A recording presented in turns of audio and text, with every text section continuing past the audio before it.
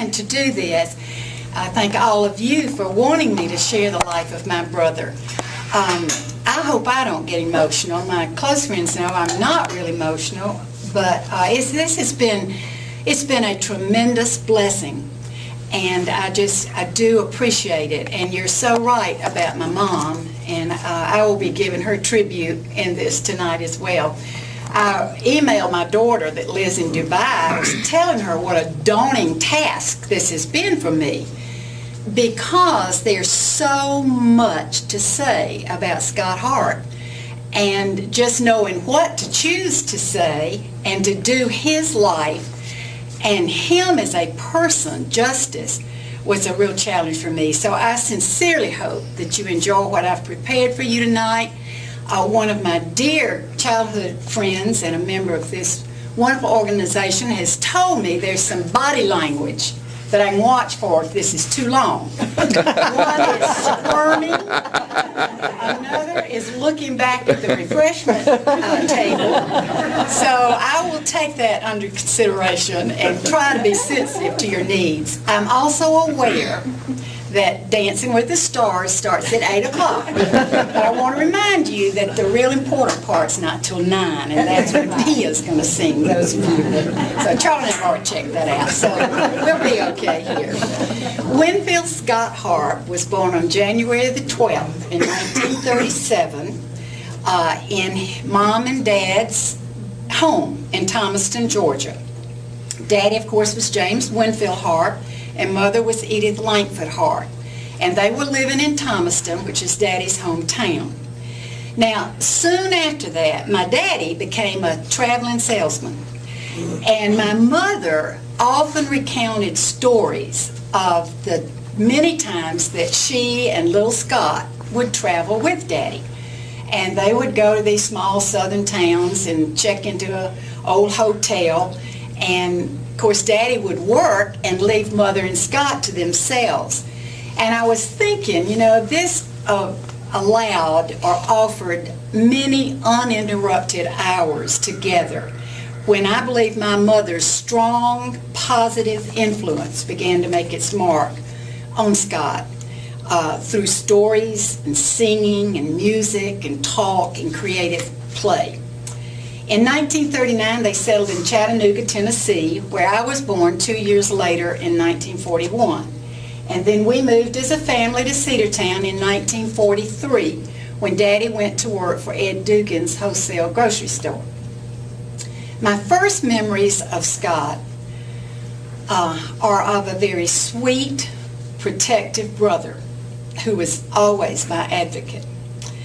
I'd like to read to you from a speech I delivered last June at Arnold Air Force Base in Tennessee, where an F-16 was dedicated to Scott's memory. My earliest memories are of my big brother leading all the neighborhood kids in enterprising activities, such as a big magic show in the backyard, with the head magician, of course, being Scott. Door-to-door sales of watercress bundles gathered from the big spring that we all lived very near to. And always a gaggle of kids following close behind Scott. Some were older, some younger, peers, all drawn to him, his character, charisma, leadership. And he never abused that influence. He was always providing a strong, positive role model. And then I think Mother really captured our childhood, certainly Scott's childhood, in a part of the speech she delivered at the dedication of the rock that Millard was talking about. She was addressing this speech to members of his high school graduating class and his childhood friends. And she said, quote, talking about the Big Springs, "This is a place that you played, laughed, fussed, threw rocks, and dreamed your dreams." I remember proudly attending many school plays and concerts with Scott in lead roles, and always delivering an outstanding performance. And that phrase, outstanding performance, came to typify Scott's life. It certainly typified his life as a Boy Scout. Scott was a very active member of Troop 23. I think it was Troop 23, the First United Methodist Church. And I have several memories of that time in his life. Back then, the Boy Scouts sponsored a soapbox derby. And I remember Daddy and Scott on Wissahickon Avenue building a soapbox one year. And all they went through to build it and practicing going up and down Wissahickon Street. And then the big race over on the viaduct on East Avenue. And Scott won and went to Atlanta to the state soapbox derby. He didn't win that race, but we were real proud that he had won in Cedartown. And then I remember when he attended the Boy Scout Jamboree at Valley Forge, Pennsylvania, with like 4,000 other scouts from around the country. That was a big deal for a little boy from Cedartown because they rode the train all the way up there and back, and that was quite an event. He went on to become an Eagle Scout, and Scott always gave credit to the Scout program for developing his character and his leadership abilities. Now, during these years, of course, as he was growing up, his music talent, or what I believe was his giftedness, was developing. He could sing, he could dance, and by high school years, he played a variety of musical instruments. Where did all that talent come from? Edith and Jim, right? Because our mom and dad were very talented people. A little side note on the dancing, I was talking with Ditzy, Josie. She was reminiscing, and she said, you know, he was such a wonderful dancer. We grew up together in the Methodist Youth Fellowship, and we would meet on Sunday nights, and many times we did folk dancing. And she said, I always scurried to get Scott as my partner because he was such a good dancer. And I can remember Scott coming home from Florida State University on a holiday and teaching me to really jitterbug, the movie Grease-style jitterbug. He was picking me up and slinging me over his shoulder and between his legs, and just another wonderful thing Big Brother was doing for me. His love for music and his focus instrument became the clarinet. And a lot of you in here remember that in the early 50s, my daddy organized a big dance band called the Rhythmaires. And Scott and the late Sammy Andrews and Wayne Walker, all three fine musicians in the high school band, were not old enough to drive, but they were good enough to play in the Rhythmaires. So Daddy would have to pick up Wayne and Sammy and of course Scott and take them to rehearsals and to dance gigs until they were old enough to drive. And when Scott was at college, he continued to play in the Rhythmaires when he'd be home at Christmas or breaks when they would have dances. And of course, he was a member of the Cedartown High School marching and concert bands.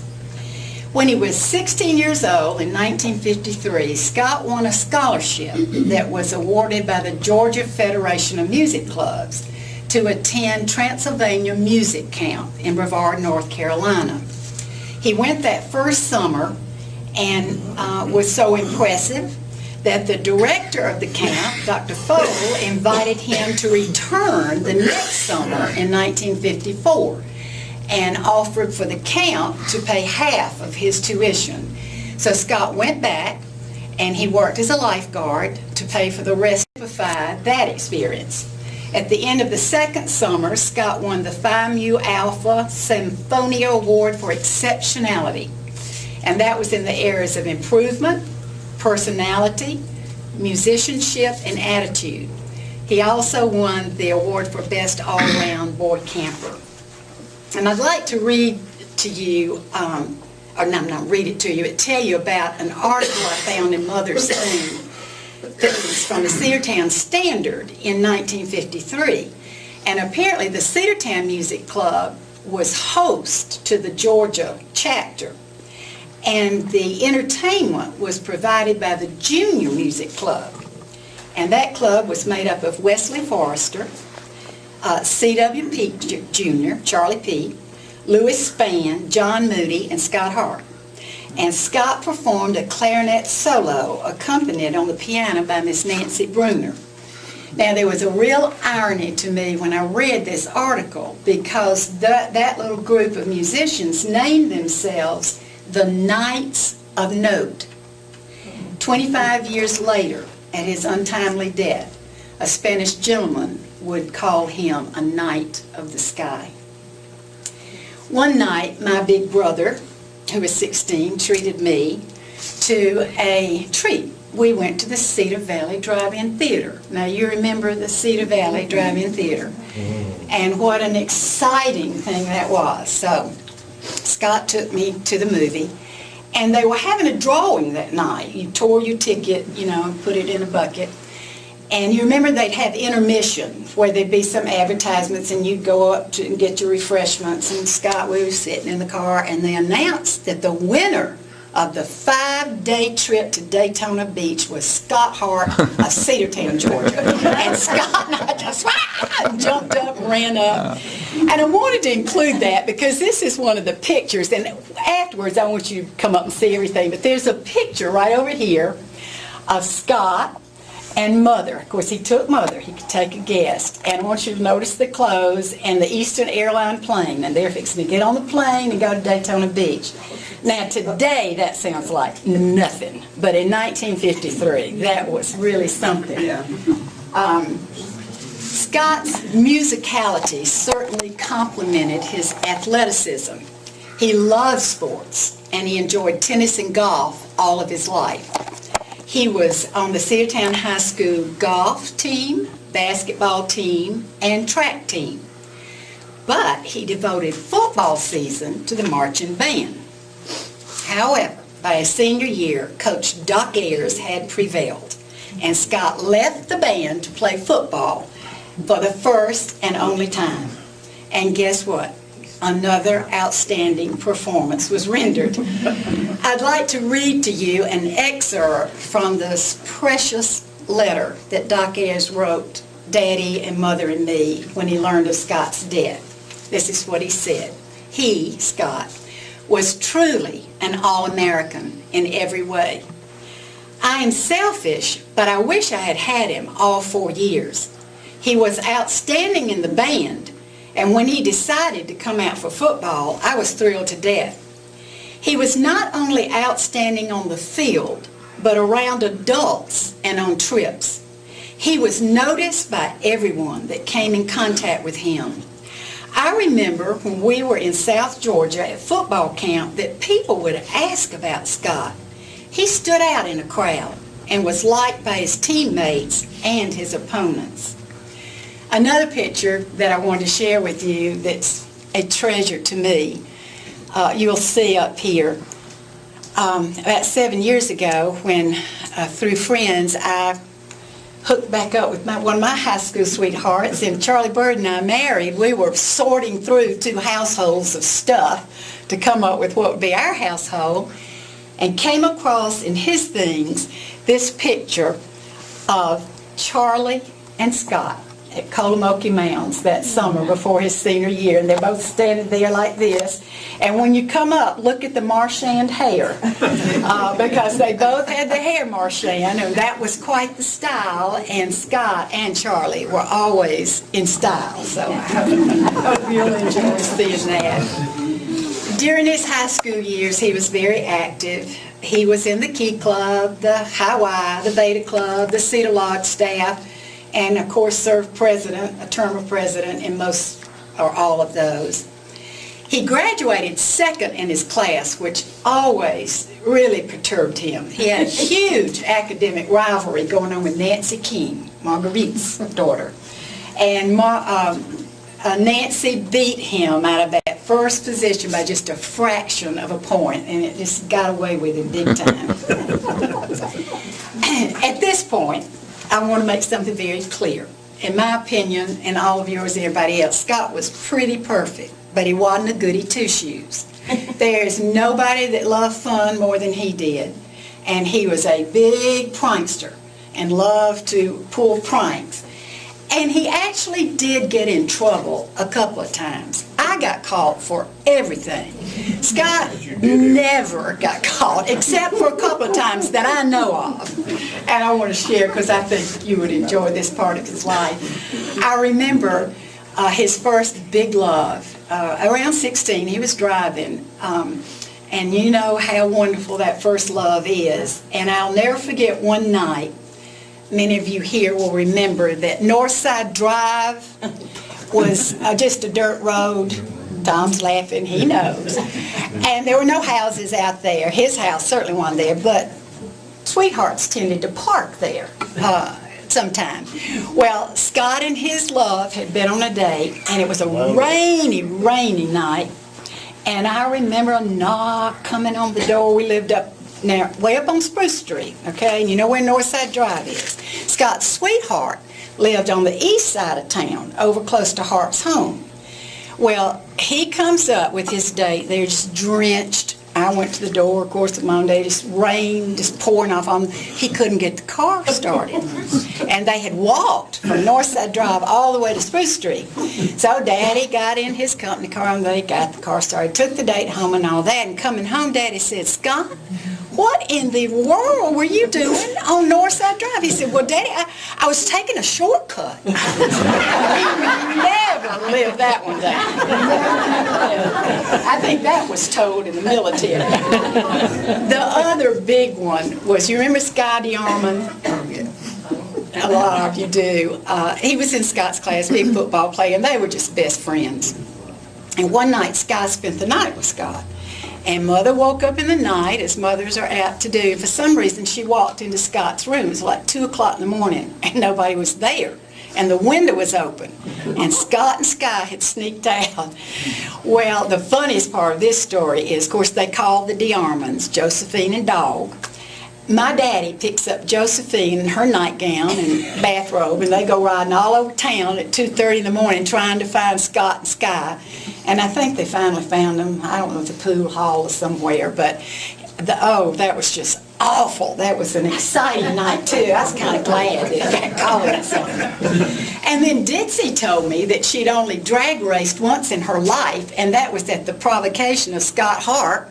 And back when some folks used to drag race on Mondays down, and Scott challenged her in Daddy's little old black Plymouth or whatever it was, and she had her daddy's big Buick. But anyway, they went drag racing. And another thing I remember that just typifies him, I think he was home from college, but Mother and Daddy had dragged us to Atlanta to some cultural thing at Rich's, and we're walking through the store for homes. And you know how they'd have the little rooms and they'd have them decorated? Well, they had this room decorated in Japanese style. And we were just walking along. Well, Scott just turns and walks in there and gets down on the floor to the Japanese table and starts,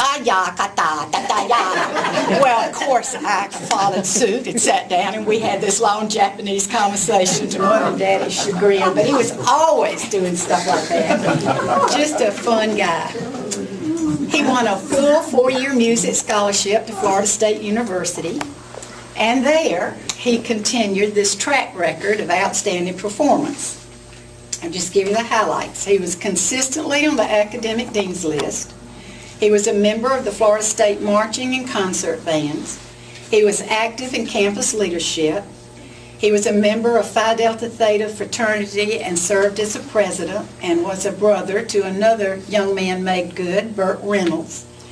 He began his Air Force career by joining the Air Force ROTC as a freshman, and he played in the ROTC marching band.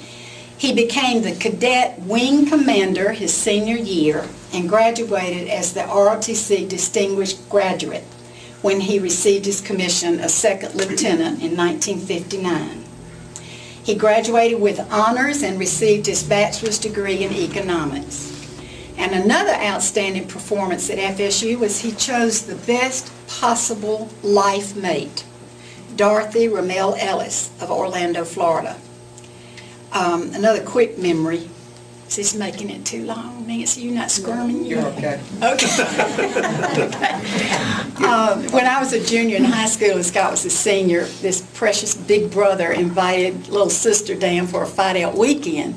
And Mom and Daddy put me on the Greyhound bus, and I rode down to Tallahassee, and I got to stay at the sorority house with Ramel, and that was the weekend that he pinned her. And a tradition was the Fidels would go and get the girl just pinned, and they would take her up to the big fountain at the entrance of Florida State and throw her in and the brother. And I remember them coming into the house, and I got caught up and going up the hill, and I was so excited and got knocked in the fountain. And believe it or not, can you believe this? Scott even talked some poor brother into dating me that weekend. But it was just a real treat for me. I remember I cried all the way home on the bus when they put me on the bus that morning, because that was just a special, special time for me. Scott and Romel were married in January of 1959, and when actually she had graduated in December, and they went on and married, and then went back to Florida State till he finished in June, and they began their life in the United States. Served the United States in the Air Force, and I can say it was their life. Those of you that know Romel know that she is a gracious, intelligent, outgoing people person, just like Scott. And she absolutely enhanced his career, all during his career. Their first move was to Malden Air Force Base in Missouri, where he got his primary flying training. And then they went to Selma, Alabama, to Craig Air Force Base, where he earned his wings in September of 1960. It was there in Selma that he earned his role as a dad, because their daughter Andrea was born May 20th, 1960. His first assignment was to Beale Air Force Base in California. There, he initially flew the KC-135 Stratotanker. That was the big plane, that refueled fighter jets and would have to come up under and they'd hook up. Romel told me she was just aggravated all the time because so many of his flights were secret, and he just absolutely would not tell her anything about them. But she did share with me that years later he admitted that one of those flights they refueled, and Charlie, I didn't ask you about this, but it's the SR-71. And I said, Romel, what is that? She said, that big black secret plane that flies real low and nobody knows anything about, and that flies real high, nobody knows whatever. And the Blackbird, and they had refueled that. Before we go into the history, and really it's not going to be that much longer, so just give me a little more time about his military career, I want to make one thing clear. This is about a man, and I want you to understand that Scott Hart passionately loved his Lord, his family, his country, and the Air Force, in that order. He was a dedicated husband and father, and was involved in their lives as much as he could be, as his career allowed. They were a big camping family, very outdoorsy, and anytime they took a vacation, it was around camping out. And Andrea and Randy talk about all through those years, even after they were practically grown, he had created this semi-scary character that he told stories. No matter where they went, all over the world, this character, came along, and he'd make up these scary stories about him. He came home to Cedartown as often as he could to visit with us, and I have absolutely wonderful memories of those visits as we were raising our families through the years. So as we talk about this very outstanding military career, just remember that running like a thread through all of these career assignments and statistics and accomplishment is a man that was a loving, responsible, fun, attentive husband, father, son, and brother. At Beale, Scott received transition training to the F-105 Thunder Chief and earned it with the Outstanding Graduate Award. From then on, he flew nothing but fighter aircraft. In '65, he graduated with distinction from the Squadron Officers School. In 1966 and '67, during the intensive air campaigns against North Vietnam, he was assigned to the 469th Tactical Fighter Wing at Korat Royal Thai Air Force Base, Thailand. He flew 100 combat missions over North Vietnam. Many of those missions were into the heavily defended Hanoi area. I brought just 2 citations for 2 Silver Stars he got, to just give you an idea of what they were doing there. And his daughter, Andrea, has a picture of President Lyndon Ford, Johnson, pinning these silver wings on Scott. Of course, you know, it starts off with a bunch of President of the United States, blah, blah, blah, but let me tell you what he did. In action over North Vietnam on 13 July 1967, on that date, Captain Harpe was the mission commander of a large force of F-105 Thunder Chiefs that struck a vital thermal power plant north of Hanoi, North Vietnam. Despite extremely heavy anti-aircraft fire that severely damaged 2 of the aircraft in the force, Captain Harpe led the force in one of the most devastating raids of the air campaign. By his gallantry and devotion to duty, Captain Harpe has reflected great credit upon himself and the United States Air Force. 5 days later, July 18, 1967, on that date, Captain Harpe led a flight of 4 F-105 Thunder Chiefs on an attack against the rail yard supporting the Kep airfield north of the yard. Captain Harpe led his flight down the tracks and deeper into the blistering anti-aircraft defenses that had already hit 4 aircraft in the force. Through an almost overwhelming hail of bursting flak and flying projectiles, he dropped his bombs and destroyed 2 trains loaded with supplies. It was about this time that I got a letter from Scott that I have treasured, and he just kind of poured his heart out to me. He was very frustrated with their not being allowed to do what they could do to end that war and stop the killing. He returned to the United States in September of '67 and was assigned to McConnell Air Force Base in Kansas as an F-105 instructor pilot with the 23rd Tactical Fighter Wing. While there, he trained pilots for the F-105 duty in combat, and he also served an extended temporary tour of duty flying F-4 Phantom IIs from Davis-Monthan Air Base in Arizona. During this time, he attended Air Command and Staff College in Montgomery, Alabama, and graduated with distinction. And during that same time, he earned his master's degree in business administration from Auburn University.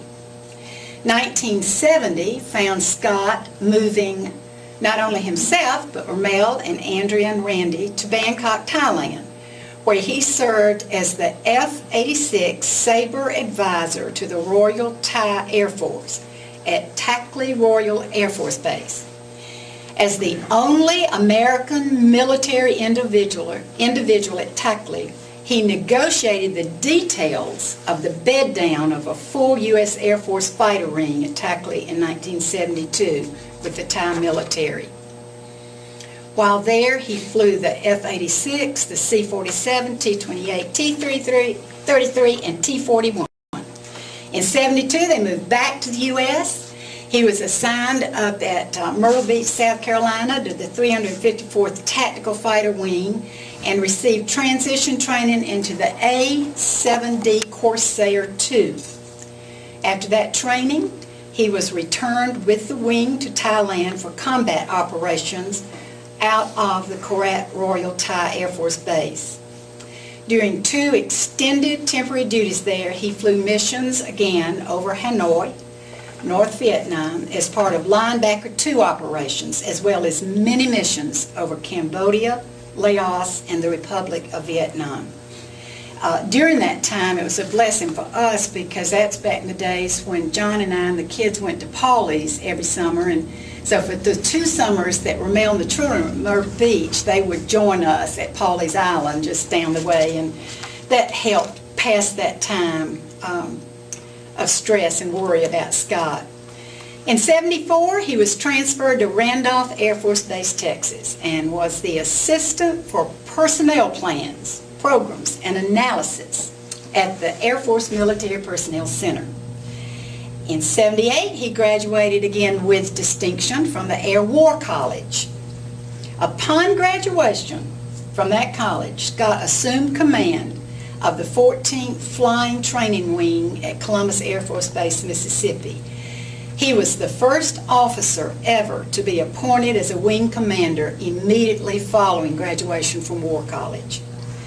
At Columbus, they trained certainly hundreds of American pilots, but they had the largest contingent of foreign pilots in training in the U.S. at Columbus at that time. While he was there, he graduated from the Institute of Management at Northwestern University. From there, he went back to Randolph Air Force Base and was the vice commander of the Military Personnel Center. In '82, and this is a bunch, he became commander of the U.S. Air Force Recruiting Service, and in '83 he was appointed Deputy Chief of Staff for technical training at Randolph. Soon, during that time, he graduated from the Harvard University School of Government program for senior managers, and the year after that, he was assigned to the Pentagon as Director of Personnel Programs, Office of the Deputy Chief of Staff, Manpower and Personnel Headquarters for the United States Air Force. And listen to this, outstanding performance. For the first time in Air Force history, the Air Force Recruiting Service fulfilled all their recruiting goals under Scott's leadership. 2 years later, he became Assistant Deputy Chief of Staff for Personnel. Now, this included the Air Force Academy. I've mentioned Scott's fun-loving, sometimes silly side, and it was during this time when he was in the Pentagon, head of all Air Force personnel in this country, that both his silliness and his severity was revealed. They had come home for Christmas, and we always went to the Methodist Church candlelight service, and Mom and Dad were always so proud because we filled up, what, about the third row? Beverly and Richard, I think we were always on about the third row.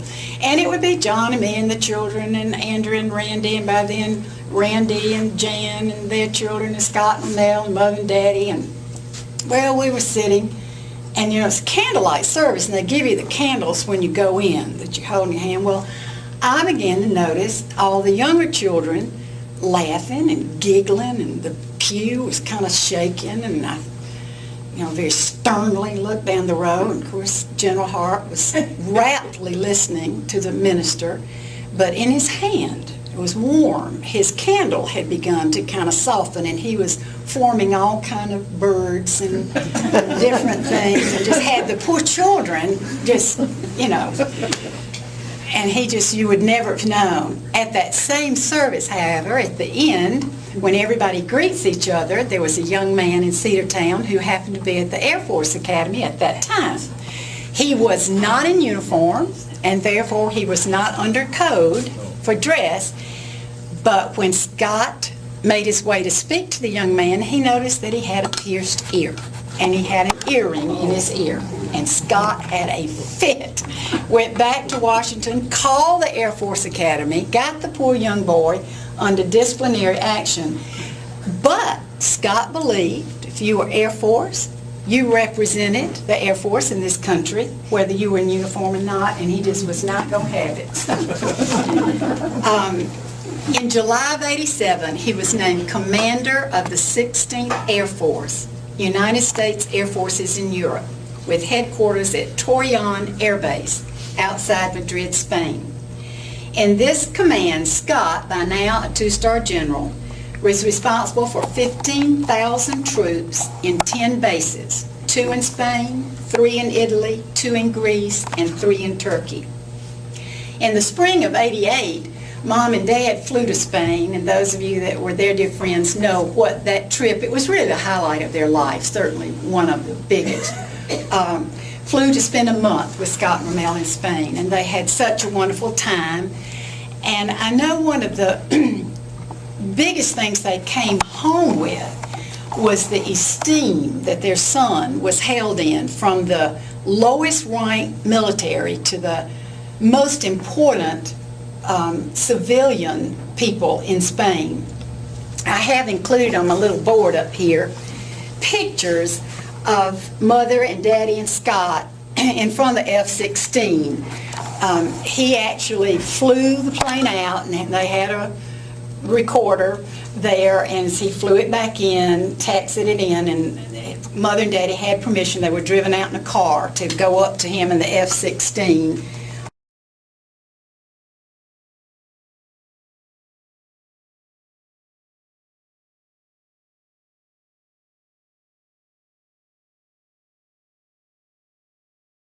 Months before Scott was killed, 8 months. But you can see how very happy they were. This is, I have a very young Air Force officer, a young captain, and this is a young pilot with proud parents. You can see how old, or how young he was at that time.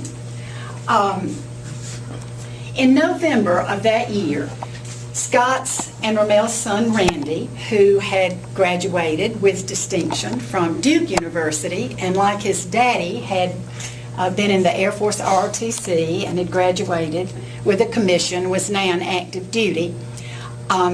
Randy came to Tampa, Florida to marry his sweetheart, Jan. And Scott and Andrea and Romel flew in from Spain. It was over Thanksgiving weekend, and John and myself and the children and Mother and Daddy and all of my aunts and uncles gathered for that wedding. It was a very happy time, and I believe God's special gift to us, because we all stayed an extra day after all the festivities of about 4 days. And I can remember just hanging out in one of the apartments that we had rented, and Scott just being his cute, funny self and having such a good time. And I have brought pictures. I wanted you to see Scott and Romel. He's in his dress uniform at the wedding, and my mom and dad. And again, you can see how very happy everybody was, and we're always thankful for that special time. Scott and Andrea returned to Torreon, and Romel stayed. She was going to enjoy an extended visit with her family and friends in Orlando. On Monday night, December the 5th, I remember we were at home, John and I guess Whit and I, up on Cave Spring Street, and about 8 o'clock we got a telephone call from Scott's bride. They had just gotten and not been back from their honeymoon long, and Randy they were at Homestead in Miami, and he was at the University of Miami working on his master's, and he was in class that night. And Jan's aunt from Texas had called her and said they had just seen a news flash on the TV that a 2-star general had crashed outside Torreon, Spain. And did she think that might be Scott? Well, Jan didn't know what to do. She couldn't reach Romel. She, had tried. Well, she didn't even know whether to or not. But anyway, so she called us. And John got on the phone. I don't remember all that happened, but I know he tried to call the air base, and they would not let phone calls go through the air base. So that was our first heads up. So then he called the embassy, the U.S. Embassy in Madrid, and they would not tell him anything. And so about the third conversation, I remember John said, "Well, sir, will you please tell me this? Does my wife need to go out to be with her mother and daddy?" And he said, "Yes, sir, that would be a good idea." That was about 9 o'clock. So I got in the car. Daddy was on a trip, not at home, on a business trip. Went out to Mother's, and we sat and waited. And finally, the official call came. The problem, they had everything blacked out, and how on earth that one little report got through, because they couldn't find Romel. She had gone out. She was flying back that night. She had gone out to dinner with friends. Of course, we didn't have cell phones then, and then had been taken to the airport. So the military was trying to find her, and they finally, some officers found her in the airport waiting on her flight. So I remember a couple of colonels, that was the highest ranking officer at Dobbins, came to our door about 11 o'clock, I guess. And by then, we already knew. It's another long story of how my uncle finally found my daddy in the night. But it was true. The Block 30D F-16C he was flying on a night training mission crashed near Guillequi, Spain. He was flying in formation with 3 other planes and was near the end of a 90-minute night flight. His plane crashed into a mesa and he was killed instantly, and he was 51 years old, just very young. The final official Air Force report that came out months later called it, quote, an attempted forced landing after a technical failure. But my mother and daddy were never told that, because they believed, and the belief was a great comfort to them, that Scott had been unconscious when the plane crashed, because there was a lapse in communication with the tower of about 30 seconds, which is a long time in a jet going that fast. Let me quickly give you his promotion history. He was promoted very early in his career. He was full colonel in 14 years, which was 7 years earlier than what was normal. When he was made Major General, he was the youngest Air Force officer to make that rank in peacetime. And we were told by many people in Washington that Scott would have been a 4-star general. He only had 6 years left in his service. He was a command pilot with more than 5,000 flying hours. Here are his decorations. Distinguished Service Medal, Silver Star with Oak Leaf Cluster, Legion of Merit, Distinguished Flying Cross with 5 Oak Leaf Cluster, Meritorious Service Medal, Air Medal with 20 Oak Leaf Clusters, Joint Service Commendation Medal, and Air Force Commendation Medal with Oak Leaf Cluster. Posthumously, he was awarded the Bronze Oak Leaf Cluster with this commendation. Exceptionally meritorious and distinguished service in a position of great responsibility to the government of the United States, General Harpe distinguished himself as Commander 16th Air Force, United Air Force in Europe, Torreon Air Base, Spain, from 2 July 87 to 5 December 88. In this important assignment, General Harpe's dynamic leadership and dedicated efforts have eased the difficult transition of key tactical units from Spain to relocation in other areas. His sensitivity to the relationship between the United States and its European allies promoted democracy and has been a key ingredient to the formation of strategic defense plans. The singularly distinctive accomplishments of General Harpe in the dedication of his service to his country reflect the highest credit upon himself and the United States Air Force. The Spanish military presented him posthumously to Rommel in Texas the Great Cross of Aeronautical Merit with Extraordinary Character. Lieutenant General Federico Machiavella said, as he presented this to Rommel, he was the Spanish Air Force Chief of Staff. He commended Scott's fostering closer ties between the U.S. Air Force and the Spanish Air Force, and between the two countries. After Scott's death, there were memorial services in Spain, Turkey, Greece, Italy, Texas, Mississippi, Florida, Tennessee, and Georgia. Scott was given a full military honors funeral on a cold, snowy day on December the 14th at the Post Chapel at Fort Myers, Virginia, and was buried at Arlington National Cemetery. I have 2 notebooks up here for you to look at if you care to. One has pictures of that funeral in D.C. and some other really good things. And this notebook has pictures of the memorial service at Torreon, Spain. Are you too tired for me to just go a little bit longer? Okay. I just have to share this, because if you're going to tell the history of a man, you've got to talk about his character. So I just want to read you excerpts from a couple of the eulogies. The first one was from one of his dearest friends, who is still one of Rommel and her husband Roy Glasscock's dearest friends in Texas, Major General Bill Acker. He conducted the memorial service in Cedartown, and here are a few things he said. You didn't know Scott Harpe if you didn't know his family. His whole existence was wrapped up in his family. He loved them, he respected them, and spent maximum time with them. I have never seen a more devoted couple than Scott and Rommel Harpe. They personified the word together.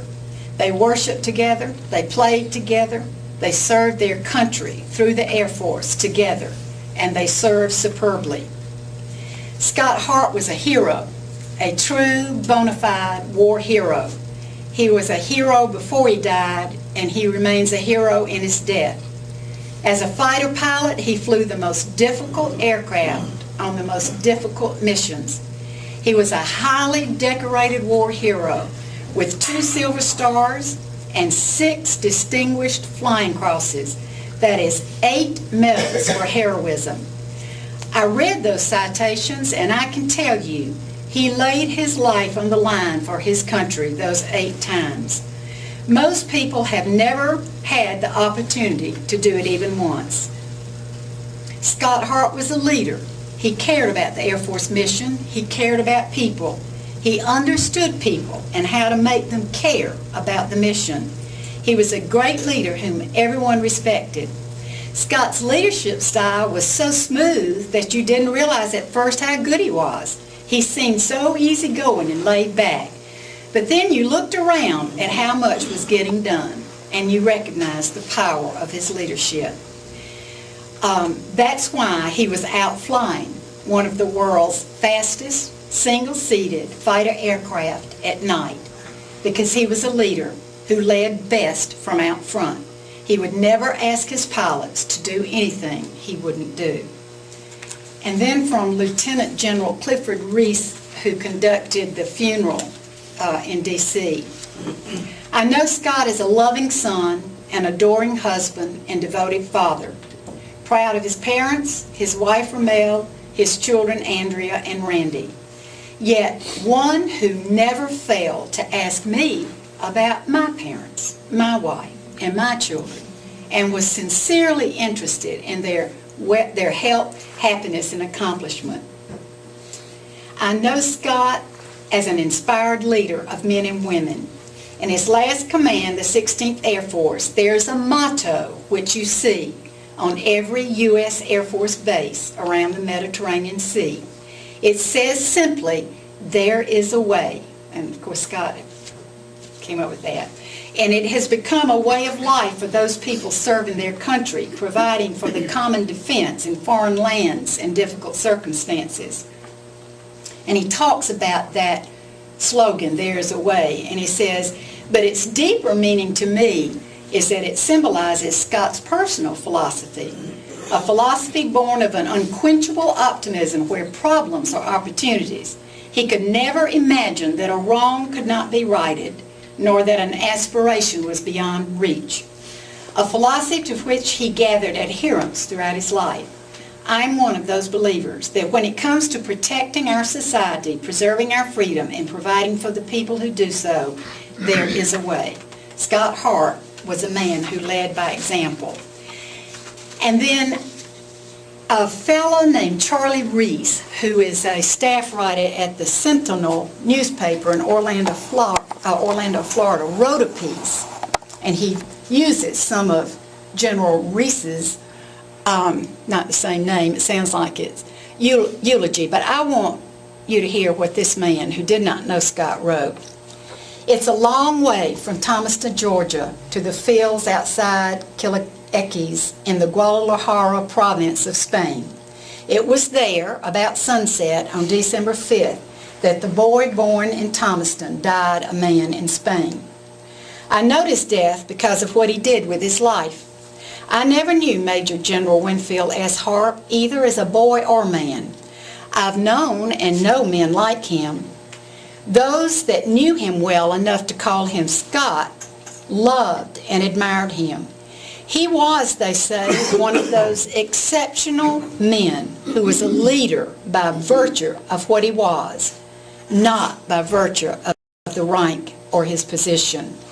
I notice death because nobility and greatness pass unnoticed in this barren wasteland some call a culture. Nobility and greatness are what count. What always counts is character, not money or notoriety. He goes on and quotes again from General Reese. I'm going to skip that little part, but let me continue on what the journalist says. I hope by sharing these words with you that I've given you a glimpse not only of a noble man, but of a world where such men still exist, where such virtues are not only recognized but aspired to.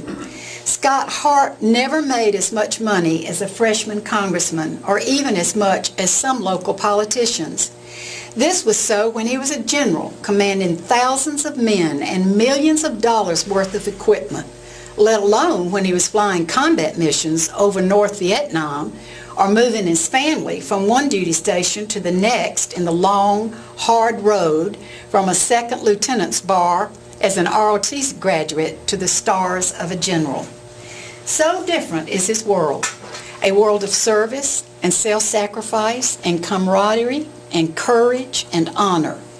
So different from the selfish, egotistical, backstabbing, pusillanimous worlds of public relations politics and grab-it-now corporate business.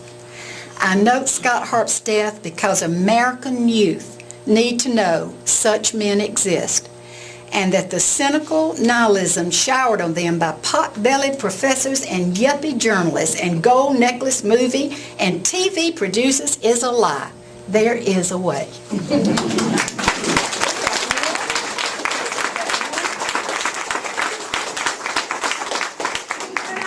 I thought this was so wonderful. I'll stop if you want me to. No. Okay. Well, if some of you want to go and need something to do, I'll talk louder. This was a poem from a chief master sergeant that served out there in Torreon, and he wrote a poem about Scott for a mail. And let me just read a few of the verses for you. A great man died today, one who had touched our lives in many ways. A patriot, a leader, a compassionate man. When you thought you couldn't, he would say, you can. He set the example through action and deed, encouraging all those around him to meet and exceed any standard or goal, overcome any delay, for as he always assured us, there is a way. Always out front, leading his blue-suited legions, his name was known and respected throughout the region. Around and available when the going got rough, taught us to accomplish the mission, no matter how tough. His death was our loss, although heaven will gain.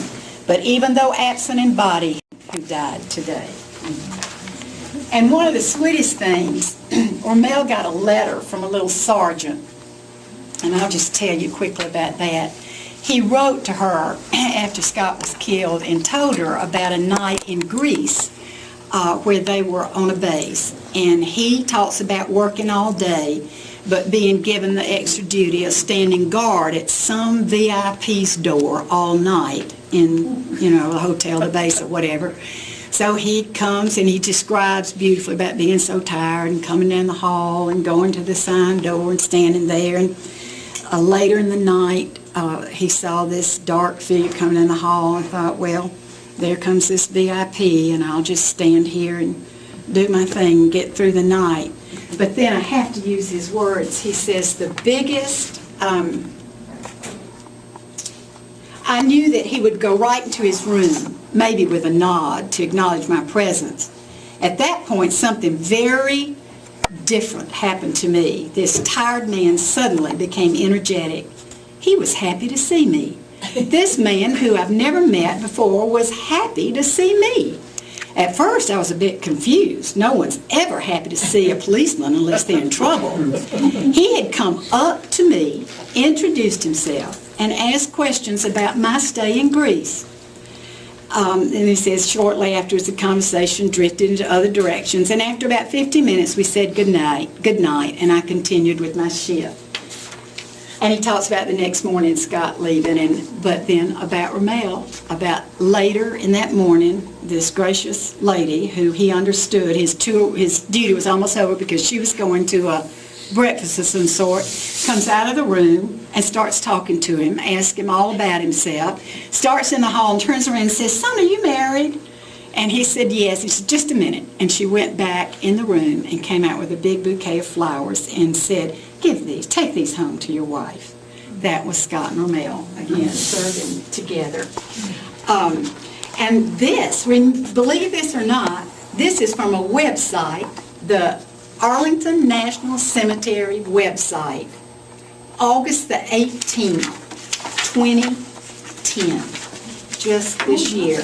And I hope I have recently. Yep, this past August. It's just a little teeny thing of it. It says, "General Harpe is buried at Arlington, not too far from where my father's buried. Based on the research I have done on his time in the Air Force, I believe he was one of the best officers that ever served. I was at Torreon, Royal Oak, Spain on occasion the following year." I don't know what he's talking about there, but "the base personnel regarded him as a great leader who served by example, and the morale of the installation was high as a result." There are buildings, streets, recreational centers, scholarships, schools, even an annual benefit golf tournament in Spain that bear his name. But I can honestly tell you that the rock at the Big Springs is the most significant memorial to me and as it was to my mother and daddy. As Millard has said, his high school graduating class, under the powerful and determined direction of one of his oldest and best friends, Yvonne Redding Lowe, hunted down and found the perfect rock in Cedartown, had it moved to a small garden area at the Big Springs, and a beautiful plaque secured to it in May of 1989. And in June, at part of their 35th class reunion, there was a memorial service or dedication service held there. Mom, in that speech, says, "It is here he brought his children to put their feet in the cold, cold water. While Scott's grave is in Arlington National Cemetery, just a few steps down from the tomb of the unknown soldier, his spirit hovers around this rock. We can feel it. It's a special place. You will play again with Scott one day in the sparkling clear water where the grass is green and the flowers bloom in the great tomorrow. Your laughter will ring out and you will remember." I can honestly say that, to me, that represents Scott's grave. And through subsequent years of my life, during some hard times, found me many times at the rock talking to my big brother. Two quick things, and I promise I'll close. Two recent great blessings to me. One was I've referred to last June at Arnold Air Force Base in Tennessee. An F-16 Viper jet located at Gate 2 was dedicated in memory of Scott. Present that day were Rommel, Andrea, Randy, his grandchildren, Charlie, my children, except Laura, and my grandchildren. The Lieutenant Jason Lackey, who was the action officer in charge, made this comment: "We are dedicating this aircraft to remember a fallen hero and to honor his family.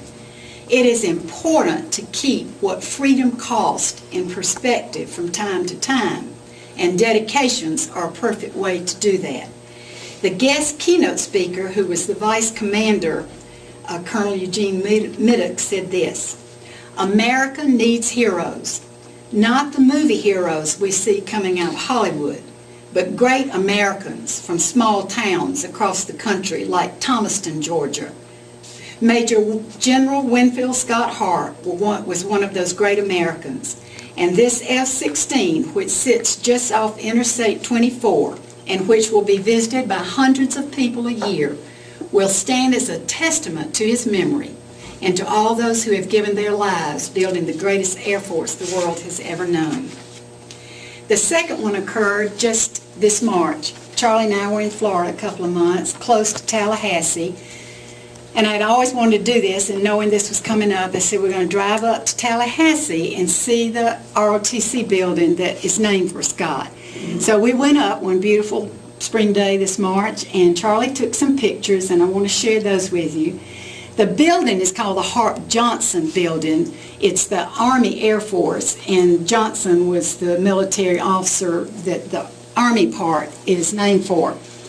But we went into the building, and this little Army guy came up and said, "Could I help you?" And I said, "Well, yes, I was looking to see if you have any brochures about the Air Force ROTC, because I was going to bring those here." And he said, "Well, wouldn't you like some Army brochures?" I said, "No, sir, I want Air Force." He said, "Well, you'll have to go upstairs for that." And so he showed me the way up there. Well, I went in, met the secretary, and asked her about it. She kind of stumbled around, so she called the young captain out. Well, they didn't really have brochures, so I introduced myself, and I said, "Well, I wanted to come because I am General Harpe's sister." Well, they just had a fit. It was a very emotional time for me, very special time. He took Charlie and me into the reception room where there is a General Harpe wall, and he took pictures. They're hard to see, but you'll get an idea. There's a little finishing up history here. When he died, this is a picture of the scholarship. His FSU classmates and friends established a scholarship, ROTC scholarships to FSU.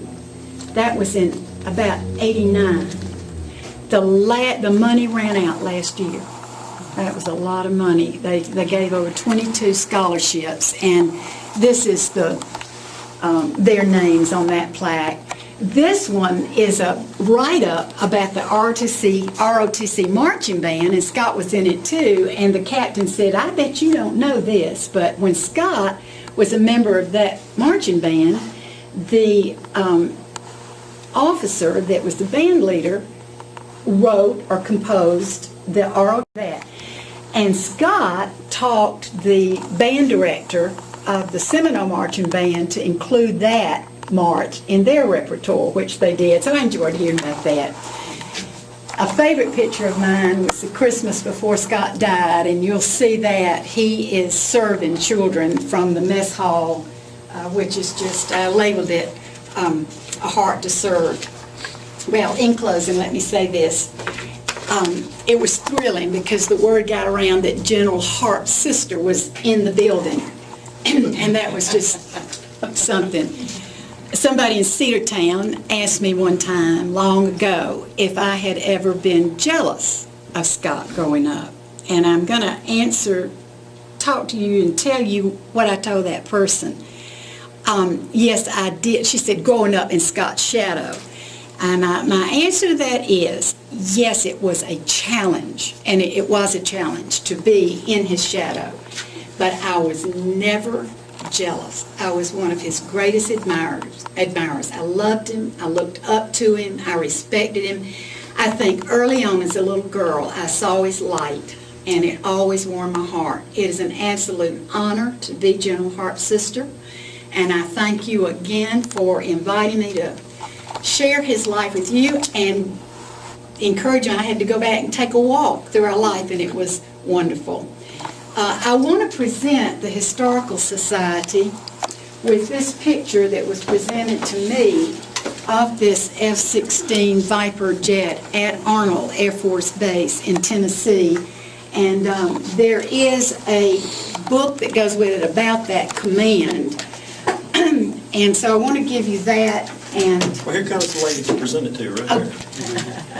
And I told this dear lady right here, she could have done this presentation. There are a lot of you in here that could have done this presentation tonight. But Ann, it just gives me great pleasure, and I will talk with you all about any of the other things that you would. One I might like for you to have on loan. Okay. Grandchildren might want it one day, yes. But. Well, we have to, and we'll fill out some papers for you to sign. Okay, all right. Now, we'll do that tomorrow. Refreshments are out. I'm going to stay up here. If you have any questions, if you want to come look at the pictures, I'll hang around with you. Thank you. Let me mention one thing before we go. Next month, our program is going to be the Tallapoosa Museum. One of our board members here, our vice chairman, told me to go over there and look at that and see what those people were doing about a year ago, and I got around to it this last month. So they're going to come over and talk to us about how they put their museum together. We have a stranger on the back row back here. She looks just like Beth Kemp.